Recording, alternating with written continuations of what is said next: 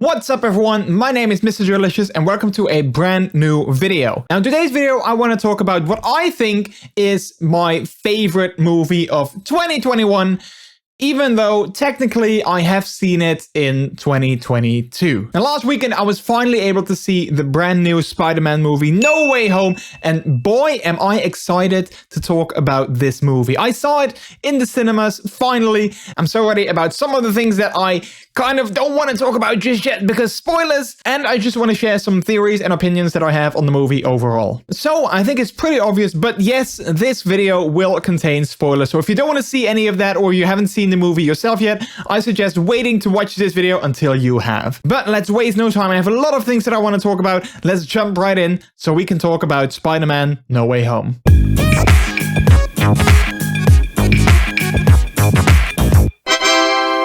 Now, I think needless to say, I am a massive Spider-Man fan. So I was super excited to finally see this movie, especially after hearing all the rumors that were floating around about it, and especially about the people that were going to be in it. I was super excited to finally see this for myself. And the movie started off basically exactly where Far From Home left off. We're in the middle of Times Square, and Mysterio just shared a video basically outing Peter Parker to be Spider-Man. It's all over the billboards there. Everyone is seeing Spider-Man coming down, and all of a sudden everyone is like knowing who he is. And that's also where we start this movie in.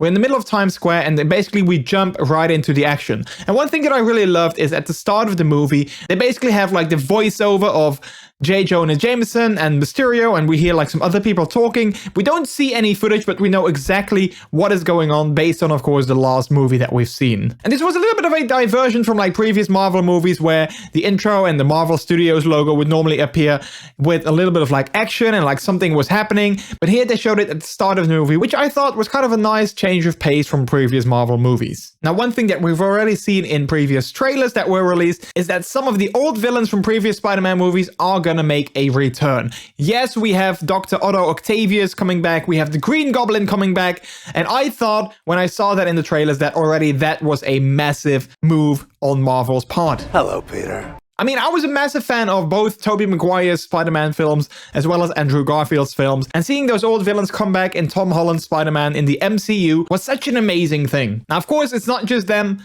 We also have Electro coming back, the Sandman makes a return, so it's a lot of villains from these other Spider-Man series. Now, with that, of course, came also the big question, are Tobey Maguire and Andrew Garfield gonna be in this film?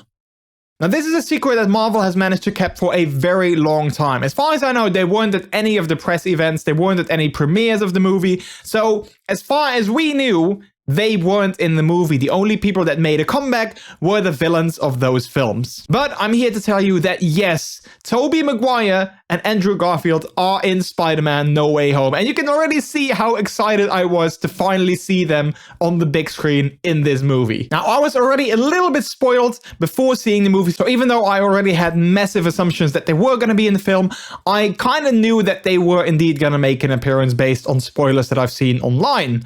So thank you, the internet. But despite that, I was still very much surprised and excited when they finally showed up in the film. So because I knew that they were going to make an appearance in the movie, I was kind of wondering like when and how they were going to be introduced. Now, the way that the villains and people from previous Spider-Man movies came into this film is because Doctor Strange did a spell that kind of went wrong, and because of that, he opened a portal to the multiverse, and that's also how Tobey and Andrew Spider-Man made their way in. Now, in this film, Peter Parker is kind of missing. He went out and they don't know exactly where he is, so Ned opens a portal to try and find him, and when he does that, he asks for "Show me Spider-Man," which is actually exactly what happened, except it wasn't the Spider-Man that we know, but it was one of the previous Spider-Mans. Andrew Garfield made his first appearance in the film, and then Tobey Maguire came after that. I was super excited when they showed up. I was screaming on the inside in my chair in the movies because I thought it was such a cool moment. And the fact that they actually made it into this film also is something that I really liked. You could tell that the writers of this movie really wanted to give them a little bit of a stage and really wanted to give a nod to previous films. They made some comments and they made some tiny things that they said,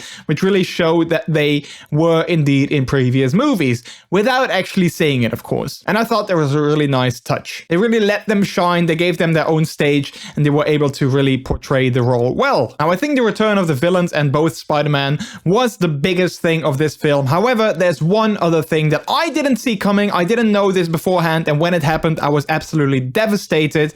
and May dies. It was such a surprise, and it was definitely something that I didn't expect at all, and it was a very emotional and sad scene in the movie. Now, I'm not sure why they wanted to kill the character off, if there was like a specific reason for that, if they thought it was better for the storyline, but for me, it didn't necessarily had to be done. I really liked the character of Aunt May, and it was really sad to see that she is now gone and she's not going to make it in any future films. So I think that might be the second biggest thing that is happening in this movie in terms of characters. Now, of course, one thing that happens with a lot of films is that the trailers that are shown beforehand are manipulated slightly to kind of not spoil too much of the storyline. And Spider-Man No Way Home is no exception to that rule. One of the things that actually happen in the trailer is when Peter Parker shows up at Doctor Strange's doorstep to ask for his help, Wong tells him specifically to not use a spell before he steps into another portal. To which, of course, Doctor Strange winks to Peter in basically telling him like, yeah, we're not going to listen to him. We are going to do exactly just that. I was wondering if maybe you could make it so that he never did.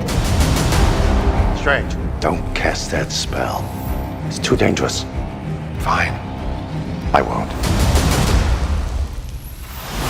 This never happened in the movie. In the movie, the only thing that Wong said to Doctor Strange was, please leave me out of it before again stepping into that portal. I thought this was a very interesting take because by seeing the trailer, you kind of assume that Doctor Strange is doing something that nobody is really on board with. But in this movie, you kind of do get the hint that they're not really on the same page, but they're also kind of like, if you need to do it, you need to do it, but please leave me out of it. I thought that was an interesting change. Another scene that was different in the trailer compared to the movie is actually one that has already been analyzed and spotted by various people online on Twitter and Reddit, and that's the main fight that happens near the end of the film at the Statue of Liberty. In one scene, we see the Sandman, Electro, and the Green Goblin all fight it out with Spider-Man. And in the trailer, it seems that only one Spider-Man, basically Tom Holland's Spider-Man, is fighting all three characters. However, there was already something slightly off with the way that these characters were positioned. We have three characters on one side of the screen that are all looking at a different angle,